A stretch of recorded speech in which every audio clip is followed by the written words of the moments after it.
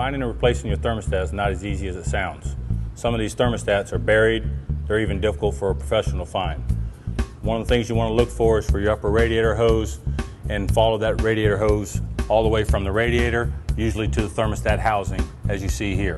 This one's an easy one. That's why we chose this one, so you could actually see it. This is the upper radiator hose, the thermostat housing. First thing we need to do is remove the radiator hose from the housing. Sometimes they're real stiff. There's a lot of corrosion buildup on there. Sometimes you got to twist them like this, and that breaks up any corrosion or anything built up around the housing. As you can see, they're already leaking antifreeze. That's why you want to have your drain bucket underneath. Take your clamp, set it aside. This particular system here is a 2-bolt system. This is your thermostat housing.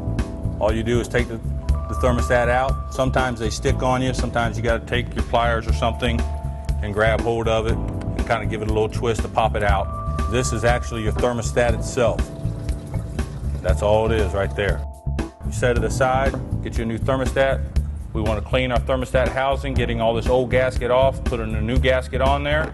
Once we have all of our parts and stuff ready, we'll reinstall this. All right, so you got your new thermostat, your thermostat housing gasket. All your parts are ready. Take your new thermostat, you set it down in the intake. There's a nice little spot for it to sit. It's real simple. You set the thermostat in there, you take your housing, set it properly where it goes, line up your bolts. Take your bolts, you need to finger start your bolts. Don't start them with anything other than your fingers. Make sure you don't cross thread them. You're not Hercules, you're not trying to show you're a man. All you're doing is just giving a little bit of snugness. The gasket is what seals it, okay? Not you tightening it. After that's all done, you're ready to put your hose and your clamp back on. Put your clamp over your hose, slide your hose back on, snug up your clamp.